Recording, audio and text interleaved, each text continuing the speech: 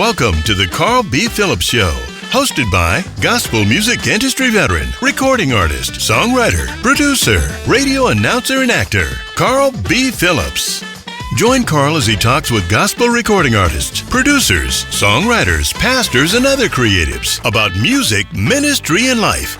Get ready for another great conversation on the Carl B. Phillips Show. This week's guest on the Carl B. Phillips Show, inspirational musician, singer-songwriter, RJay Green.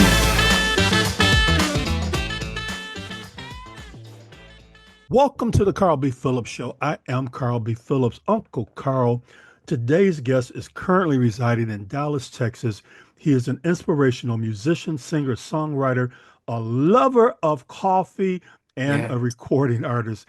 Please help me welcome my nephew, RJay Green. How's it going, nephew? So much. It's going good. I'm happy to be here. It's always a blessing. I'm happy to see you. It's been a Happy minute. to see you, man. We're going to talk a little bit about how we met a little bit further down in the interview. But as I stated, I'm going to ask a random question. Would you rather speak 10 languages or play 10 instruments? Ooh, that's a good one. I would rather play 10 instruments. Okay. How many do you play now? Ooh, 4. 4? Okay. What 4 do you Yes. play? I play alto sax, I play guitar, little keys, and I sing. That's an instrument. So what other instruments would you like to play? Oh, the heart. I want to play the bass, trumpet, like French horn. I love the horn. So any horn I'll be open to playing.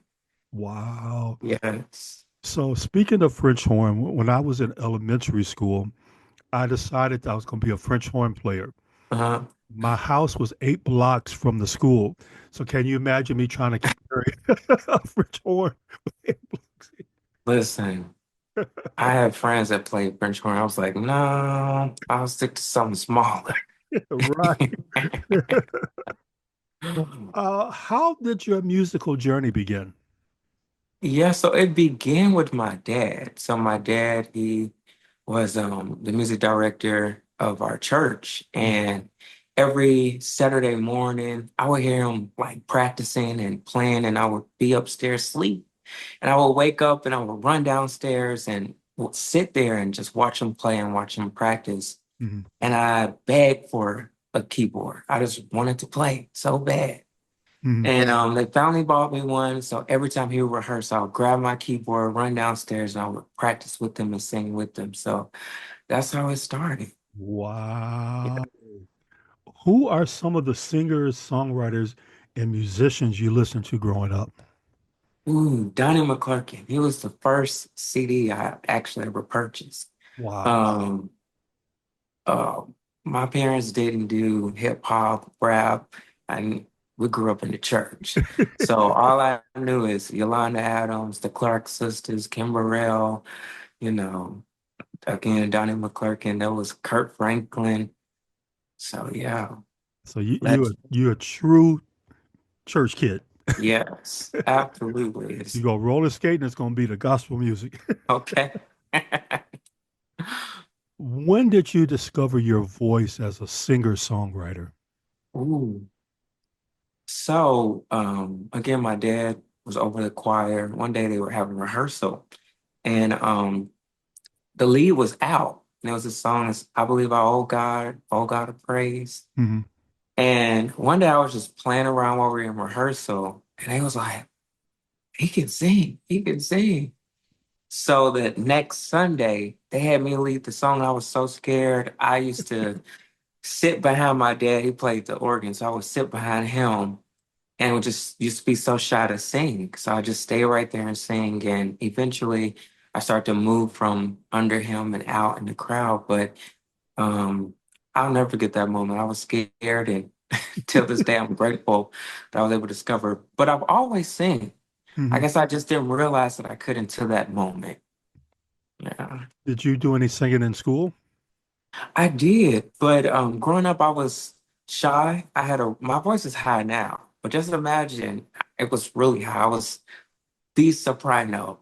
And I used to get picked on a little bit about my voice, and So no one at school knew I could sing. I think it was really, I tried out for the fifth grade talent show with a friend, and they made us do our audition separately.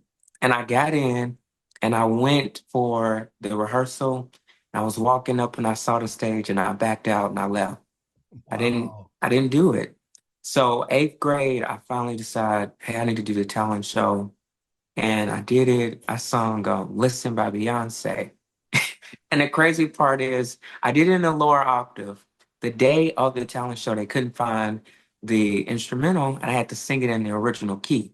Mhm. And I would just never forget how everyone just stood up. It was, I felt like I was about to shout on stage singing, Listen, Papi.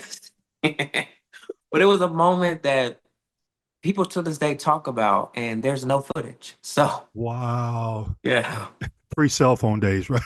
yes. My mom camera died in the middle of me singing.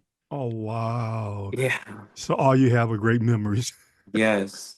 And So I've been how searching for that since. Like, is it on YouTube somewhere? how did you develop yourself as a songwriter? You know, you talked about your dad as a musician, but how did you develop your songwriting talents? Yeah, I started with the keyboard. I heard him playing and practicing, and so I started making up my own melodies. And we used to have talent shows with the family. They used to throw money at us to dance or to sing. So I used to be excited to run down and be like, "Oh, here's a new song. Or what do you guys think?" And I think it really started towards my senior year. I really started to get serious about like writing. Hmm. And I used to use the church every like Monday. We would Hmm. come and they would sing songs that I wrote, and I was like, "Oh, I'm gonna do a release." And yeah, so it's crazy to go back and listen to how a lot of the songs that I put out started and how they are now, because it definitely don't sound the same. It's funny you would say that. I did a song years ago, and an artist put it out. And I remember hearing the song, and when I reached out to one of my partners, like, didn't you and I write this song? This was like 20 years ago. Yeah. And recently, I found the original tape of where I taught it to another choir, the version Mm, that my friend did when he did the arrangement. So it's like the journey of the song is amazing. Like so, a lot of times people hear the end results, but they don't know how that song started. And yeah. and you're kind of like me. It's like you're grateful that you had a church to kind of try things out. Yes, absolutely. You mentioned family. Mhm. You're really big on family. You recently spent Thanksgiving with your family in Chicago and in Nashville. What was it like being home with your family for the holidays? I didn't want to leave. Um, it was hard and exciting at the same time. I say hard because so I am a family man. Me and my family are really close. I'm the first to leave the nest, take on this adventure of moving out, moving away. I'm 10 hours away from my family. So it's been a bit of an adjustment. And I don't like going home because it's so hard for me to leave. Mhm. So um, I'm so grateful for every opportunity I get to spend with them. And, I always encourage my friends who are not close to their family to find that relationship, Mhm. heal, forgive, because you only get one family, Right. and one mom, one dad. And so to still have them in my life, and to be able to have such a great relationship with them, I'm so thankful for that. So it's always good to go home, but bittersweet to leave. You Yeah. kind of talked about that on social media that this time was different for you and Yeah. going home. Why was it different this time? It was different because it was like, okay, like telling myself, don't get sad.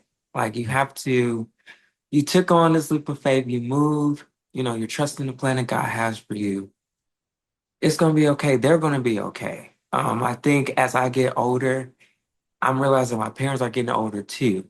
And Mhm. I have a nephew who's growing up real fast. And I'm like, wow, I don't want him to grow up and not know who I am. So I think that's why I was just different, just understanding and just trying to take on a different perspective of how to view it, Mhm. and see it more of a positive things and not get so sad. Understand that they're gonna be okay. and they can always come visit, and you can always go visit them. Yep, you're only a plane ride away. Yes, yes, You're also a lover of coffee. yes. How did you start drinking coffee? I started at 6 years old, which is crazy. But my grandmother, she loved coffee. Mhm. And we would, travel and go, and we would have what we call coffee communication. And she was like, coffee time, coffee time. And that's when all my family would get together. We'll start sharing memories or singing, or we end up praying, prophesying. Who knows how it's going to go? But it was just a moment for us to just be together. Mhm. And since then, when I had my first cup, I begged her for it. I really wanted a cup of coffee. She made me and my sister a cup. I drank my cup and I drank my sister's cup. My sister didn't like it. And since then, it's just been a part of my life. My first job was at a coffee shop. My first single was called Coffee Shop. And yeah, I'm planning and in the process of opening my own. So we thank God for that. So that was going to be one of my questions. You love coffee so much, you wrote a song called Coffee Shop. Yes. Talk about how God and coffee came together in a song. Yes. So it was really based off of the vibe of it. So when you go into a coffee shop, the first thing you notice, or if you look around, you see people focused, business meeting, or they're laughing, catching up. Mhm. And it's just a real cool environment. And as an artist, I wanted to give that same type of environment. How can I write a song that's relatable, that has a serious meaning, Mhm. and also just fun, And so when I came up with that song, I was like, oh, let's name it Coffee Shop. It sounds like it can be played in a coffee shop. And so that's what really inspired that EP. I named all the songs after different places, and it was called Where Are You? And God was just letting me know, like, wherever I am, He's with me. So it just all kind of came together So with where that are you? project. I'm in a coffee shop, God. Yes, I'm drinking yes, coffee. yes. So what is your favorite coffee drink? I'm not a coffee drinker, so I don't know if it's flavor or whatever you call it. Yes, favorite. You can never go wrong with just a white mocha. That's plain and simple, but also like, mine can get a little complicated depending on where I'm at. That's why I prefer to make it at home because I'm like, I want a chai, I want 2 shots of espresso, add oat milk, extra foam, no whip. You know, it can get complicated. Yeah, I said I'm not a coffee drinker, but when I'm at Starbucks and I'm seeing all these crazy concoctions that people are doing. Yes, yes. We're gonna have to go help you out. Oh, find you one that works best for you. You're gonna be like, man, I love coffee now. See, when I was like that young age and my mother had me drink coffee, I'm like your sister. I'm good. I don't, I'm good on that. Yes. Here's another random question. All right. What's something you would do if you were invisible for a day? Oh, honestly, that's a good question. I would most likely try to get in some studio sessions and kind of see how other artists work, like Okay. Kurt Franklin, Beyonce, like all these amazing top writers. I would love to just sit and witness them write. Like, how do they come up with melodies and lyrics and just learn? The old people say you'd like to be a fly on the wall. Oh, yes, absolutely. If you had a chance to be with one of those artists that you just named, what kind of questions would you ask them? I want to know their history. I feel like a lot of artists only give you a little bit. Mhm. They don't really go into depth. I would want to know, like, for real, what was your first song? Like, how did you start? How did you know that this was the one or this was good? I feel like the industry is hard. as it is. So, being an independent artist, we just try to figure out how to make things work and how to get in the right doors and seek the right opportunities. So really I would want to know what are the questions you ask to get you where you are. So I can ask those same questions. Speaking of industry, you and I met at an industry event in Nashville, Yes. and the president of the label sponsoring the event talked about meeting you. How did meeting Gina Miller impact your life? Yes. So crazy part, we actually met. I was working two jobs. So three actually. I was preparing to release Coffee Shop, Mhm. and I was at I was working at Olive Garden as a server. And she came, it was her and Omega George, I was supposed to leave. Mhm. But the girl that was on my team, she was ready to go home. So she paid me to take her last table, which so happened to be them. Mhm. And, they're just talking. I'm like giving suggestions. Gina didn't like any of the suggestions that I gave. She sent everything back. And I was like, oh my God, I'm just terrible. I'm not doing a good job. But she stopped and she's like, it's just something about you. What do Mhm. you do? And also during this, time, I used to sew and make clothes and all that.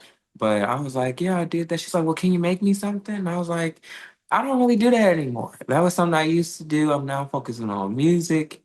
And she was like, well, let me hear it. And I was like, well, I have a show coming up. You can come to the show. Like, the single's not out yet. I don't know you to play the single for you. And Omega was like, let her hear it, let her hear it. So I played a little snippet of it, and she gave me her Instagram. I didn't really take a look at it until I went home. And I was like, oh my God, like, wow, this is crazy. So, I invited her to the show, didn't think she'll show, and she came and she talked about me as if we known each other forever. Wow. And I'm like, we just met. But since then, she's been such an impact. She, gave me the opportunity to have my first distribution deal with Where Are You? And that was just so life changing and putting me in rooms and allowing me to meet people like you. So I'm really grateful for her and grateful for that opportunity. You talked about your debut EP, Where Are You? Yeah. What did it mean when the world finally had a chance to hear RJ? Man, I still was like, still in shock. Like, again, my family, my parents, sing, siblings, but no one actually took music to the extent that I did. So it meant a lot to be the first in my family to do it, and to just have the response that I had. It was a shock, and I'm grateful for that opportunity. And till this day, knowing that people still listen to that project really means a lot. That was my baby. So Now, I yeah, have to admit, my favorite song is Nashville. yeah. Talk about the story behind Nashville. Yes. So moving from Chicago, Nashville was my new start, was my family new start. And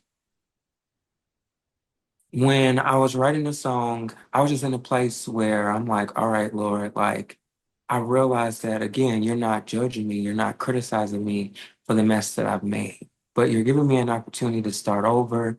You're freeing me, you're forgiving me from any of that. Like I'm grateful that with you, I do have a new start.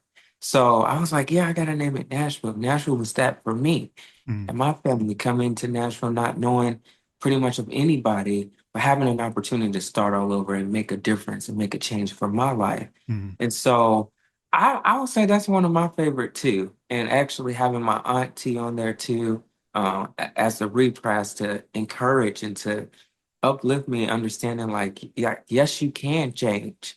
I think um, a lot of times the enemy has a way of making us believe that we're too far from God, or you know, we can't be forgiven or we can't start fresh. And mm. so that was just a reminder like, hey, you're not too far. God is near, and He's with you, and He wants to give you this new start. Like, so I'm grateful for that. Every time, like, I'm having moments where I feel like I'm far from God, that's the song I go and listen to as a reminder, like, you're not far.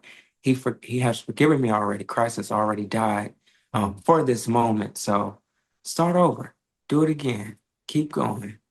And that kind of leads to your follow-up single, Perfectly Imperfect. I love that one too. Thank you. I'm a fan of RJ, I guess you can tell, because Thank I you. love your music. Thank you. What is the story behind Perfectly Imperfect?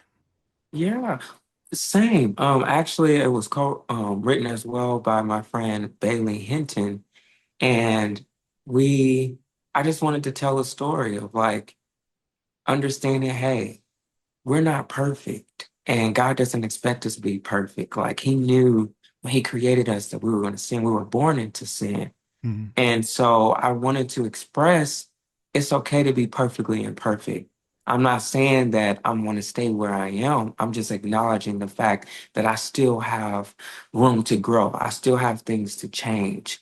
And so that's just an encouragement as well. Like understanding that God love is there. It covers you. It protects you. Like His love is the reason why we can live perfectly imperfect. Yeah. Wow. Yeah. You talked about your grandmother. After the passing of your grandmother, you released Amen. Yeah. The lyrics say, "Teach me how to deal with my anxiety, how to live knowing she's not here with me, how to heal, Lord, make me whole." How did writing that song help you to deal with the grief of your grandmother passing?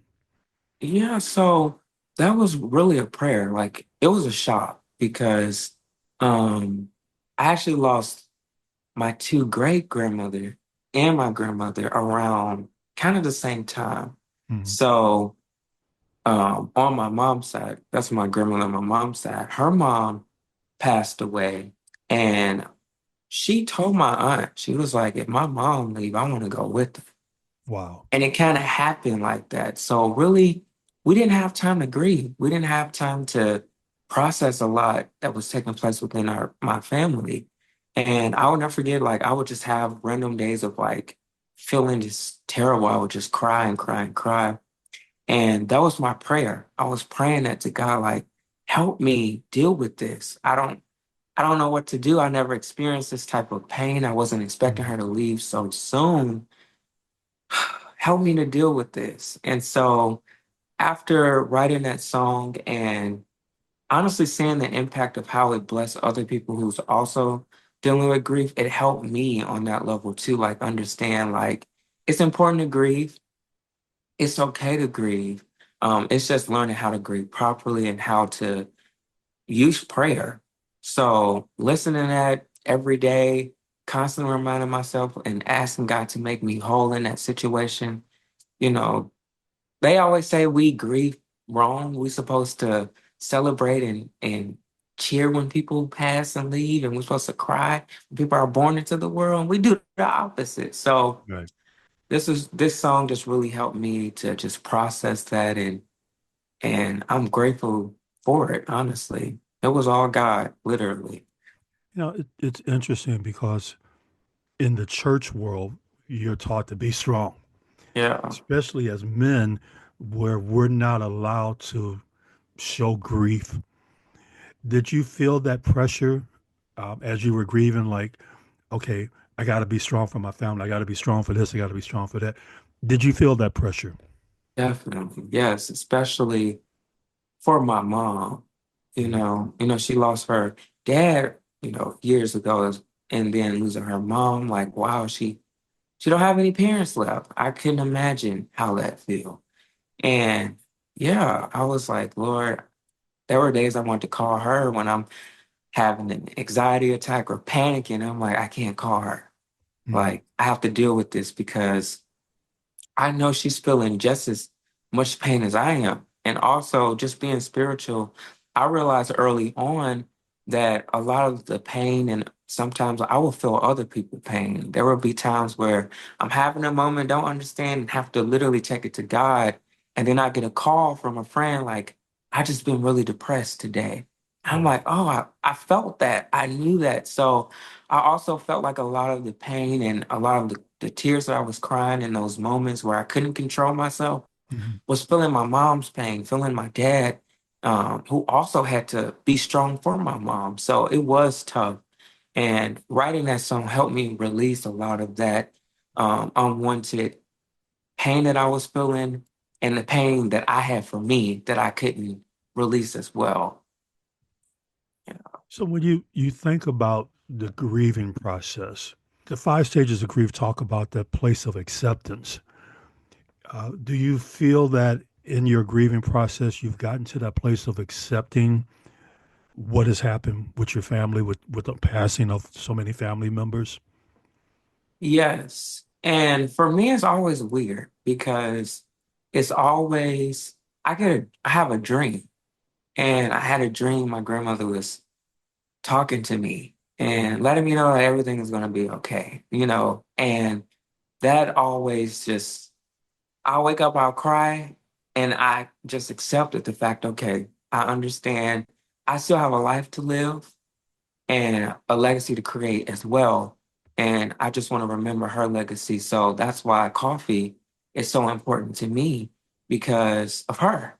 Mm. And that's why I'm like striving hard to have that successful business to continue on her legacy and continue on that family time of having that cup, sitting around, encouraging, uplifting, and talking about the good times.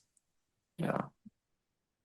So I follow you on social media, and one day I look up and somebody says, "I'm in Dallas, Texas." Yeah. I'm like, "What in the world?" Uh, Talk about the move from Nashville to Texas and how that Yeah. ended up happening. Yeah, so um it was really after, all the deaths and things, God blessed me at a young age. I moved out and bought a place at 21. And, honestly, I wanted to move then. I was gonna move to California. And my friend that I knew there ended up moving to Nashville, COVID having all that. He ended up moving back to Nashville. So I was like, man, had I moved to California, I would have been by myself. Um, but I didn't get the college experience. I didn't get to go away and experience life and all of that. I'm 15 minutes down the road from my parents. And I used to just say to myself, I refuse to raise a family and tell them all the things I wish I could have done. Right. And moving and experiencing the world was just one of them. I traveled all the time, but never relocated. And I was like, all right, Lord, look, I'm just going to trust your plan. I'm going to take a leap of faith. And it was just a day that I had a dream. And I woke up and I called my mom. I was like, Mom, I gotta go. Like, time is ticking. I'm not 21 anymore. I'm turning 20, I'm getting older. I turned 27 this year. So I'm like, I want to experience life and take that leap of faith, just do it afraid. And she supported my decision. She was like, RJ, go. You know, she used to tell me all the time the things that she wished she could have done when she was my age. And I'm like, Right. I can't do that. I can't repeat that cycle. And so during that process, it was really trusting the plan. Um, I came to visit Dallas and I drove to Houston and I went back to Nashville and I just loved Dallas. I met some amazing people and um, I just feel like sometimes you meet people out and you never stay in contact with them, but they were Mm. consistent. Hey, when you moving? When you coming? And so around March, I came back to Dallas for my birthday. And the day that I was leaving, my relative called, hey, someone wants to view the place. So I'm like panicking, trying to clean up. And I was like, if they, give me the offer that I'm asking for, they can have it. And surely they did. I was like, God, this is too easy. But I didn't think this far ahead. So I'm like, okay, they want me out. This was the end of March. They wanted me out the beginning of April. And I'm like, I don't have a plan. I don't know what to do. So to make a long story short, it was just a smooth transition. Everything was just smooth. I didn't, there were times the enemy would, of course, give me dreams and fear of something happening to my family or my parents while I'm away. And, that anxiety and those thoughts definitely held me captive. And I'm like, no, I rebuke it. Like, I'm taking this chance. There's a reason God is calling me to this city, and there's a reason why I have to relocate. And so I'm grateful a year in, a little over a year in now, and I see why God moved me, and I'm thankful for that. Yeah. So the move inspired your latest EP, Yeah. IDK, Yeah. another song that I love by you. Thank you. The part about nervous in my tummy and all that kind of stuff. Yes. Talk Yes. about how the move inspired the lyrics for IDK. Yes. It was just, again, a time of just being unsure. But Mm. Jeremiah 29:11 is my favorite scripture. And that's what I was holding on to. I'm going to trust your plan, Lord, that you have for me. And I'm just going to go. I'm going to take that leap of faith. I don't know, what's best for me, but I can't wait to see it. And that was just the excitement of there's uncertainty there, but I trust you. And I feel like too, that's the message that I really want to give. Sometimes we're going to be in uncomfortable positions where we just don't know. But will you trust him? Will you follow him? Will you be Mm. obedient to him? Like, and that's what I had to do. So So do your uncle a favor and just sing a little line of it for me. my favorite is power in your hand. I understand. Now grab my keys. I don't know what's best for me. That's my favorite. That's my favorite line of the song. Because literally it was like, I'm getting my keys, I'm getting in this car and I'm going. And Wow. that's what I had to do. And I'm glad I did it. I really am. So I was listening to another song on the project, Mhm. and I was almost in tears listening to Father's wisdom. Yeah. Talk about the advice your father has given you over the years. Man, he inspired me for real. And I'm just grateful that I had the opportunity to capture that moment. The plan was I wasn't supposed to hear it. I was going to do a whole little release and then hear the voice memo from my dad. And I'm glad I listened before because I cried so hard. I would have been embarrassed if I did that in public. But I will have that for the rest of my life to Right. listen to. And my dad was right. And, like I said, growing up, I didn't like my voice. It was really high. And after I said that prayer, I regretted it because now I wish I can hit those notes. But he really encouraged me and loved me in spite of all, and I'm just so grateful for that. I'm grateful for both of my parents who love me unconditionally, and in spite of everything, they just continue to motivate me and push me because they see the hand of God on my life, Mm. and it's hard when you also got three other kids, and they loved us all like they treated us as if we were only child.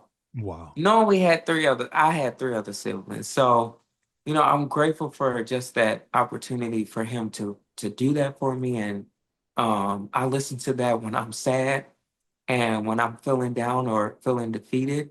That's what I go and listen to. Like, okay, Dad, I gotta keep going. I can't give up. I have to. So Like I said, man, when I listen to that, I'm like, man, to hear the love of your father, that was that was emotional. I'm like, okay, I'm yeah. not gonna cry. I'm gonna man up. Okay. And what's funny too, like that you say that because a lot of my friends who may not have a father in their life, like they listen to that was like, wow, like you have no idea. Like I felt like he was my dad speaking to me. Right. And my dad has always been that to other kids, like growing up, girlfriends, everything. They'll call him Daddy Ratchet, kids at the church, like calling him for advice and all that. And my sister, she's the one that would get jealous because it was like we're sharing our dad with everybody else. But he's always been that father figure to those who may not have their father or a good relationship with their father. He would pray with them, encourage them, and just be that. And so I'm grateful to be able to share that with the world. Like, here's my father, this is who he is to me. But also I pray that these words will encourage you to understand, hey, you can do it. Don't give up, man. Keep God first for real. Most Yeah. definitely. Your dad and your mom sound like really awesome people.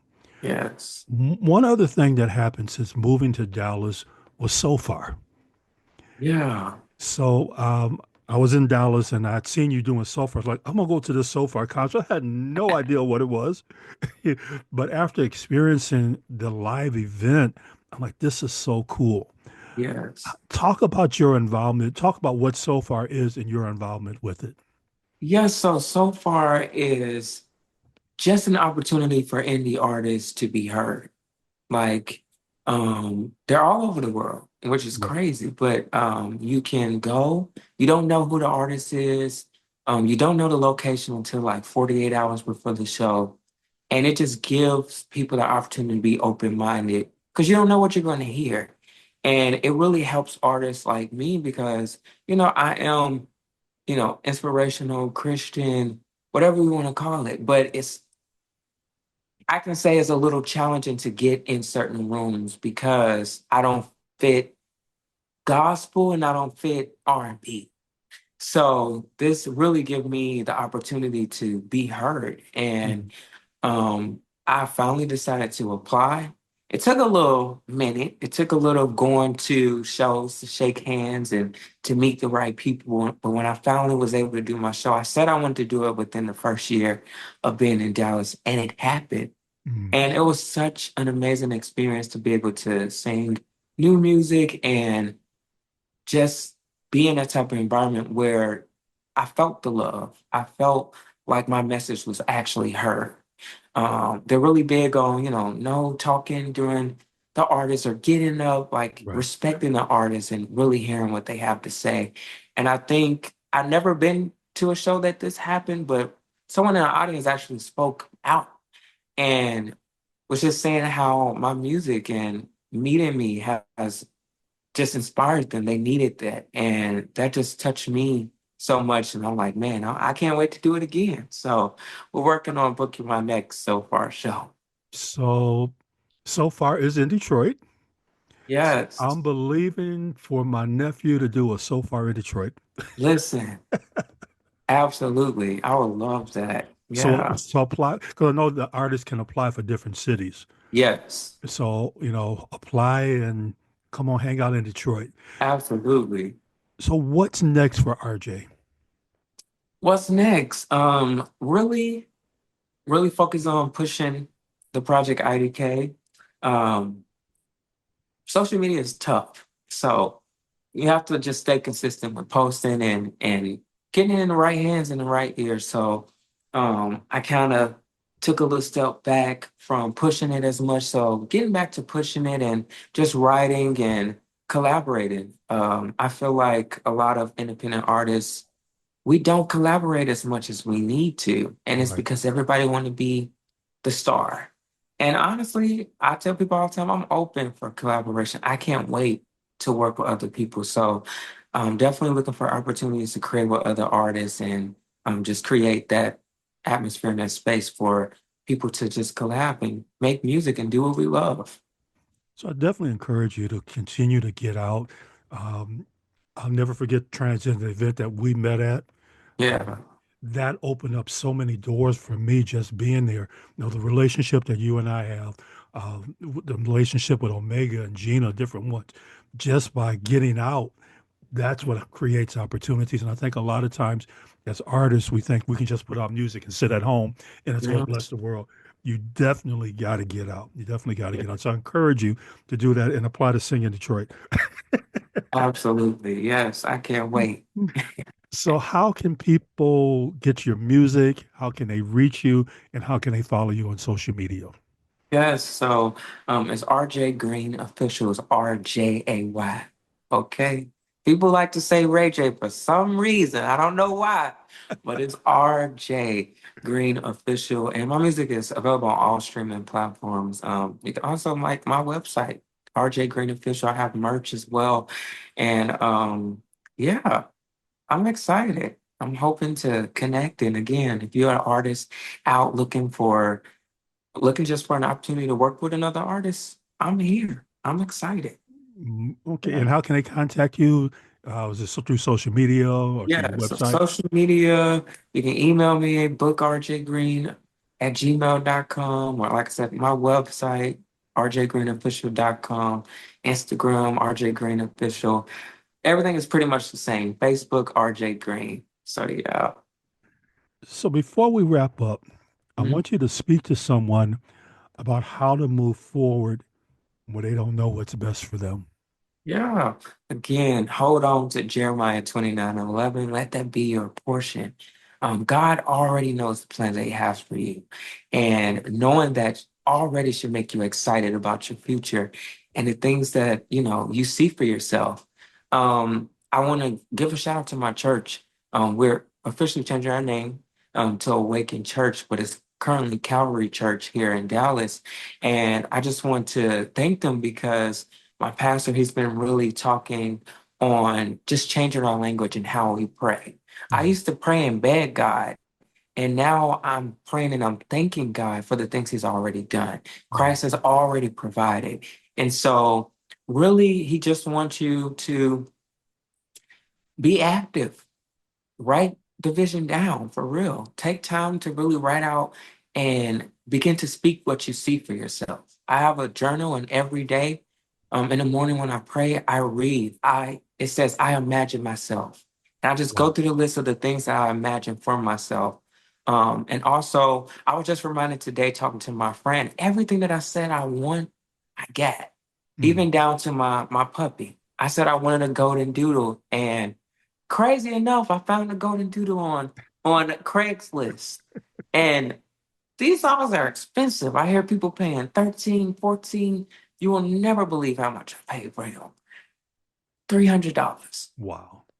And it was what I wanted. And so, with that being said, I would just suggest trusting God for real and understanding that He knows your ending before your beginning. And it's already a part of His plan. Everything that you see for yourself, write it down, make it plain, and go for it. Yeah. Man, I have enjoyed this interview with you, learned so Absolutely. much about you. And I'm, Yes. I'm so grateful that we met.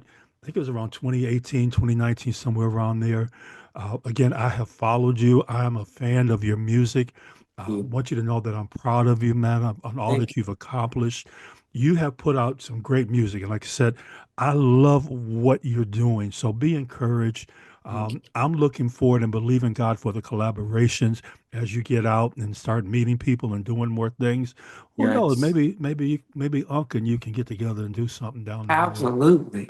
We could do some Yes. quartet music. Yes. I always want to do quartet. So come on, you can teach me a thing or two. Everybody, we are talking to RJay Green. Make sure you get his music. His latest EP is I Don't Know. You will love Yes. the music. Some of his other music, including Amen, Perfectly Imperfect, his EP, Where Are You? Go check him out. I like to close with this, say when I close all of my shows, remember to work like you don't need the money, love like you've never been hurt, and dance like no one's watching you. And God bless you. And don't be scared when you don't know. God Okay. bless.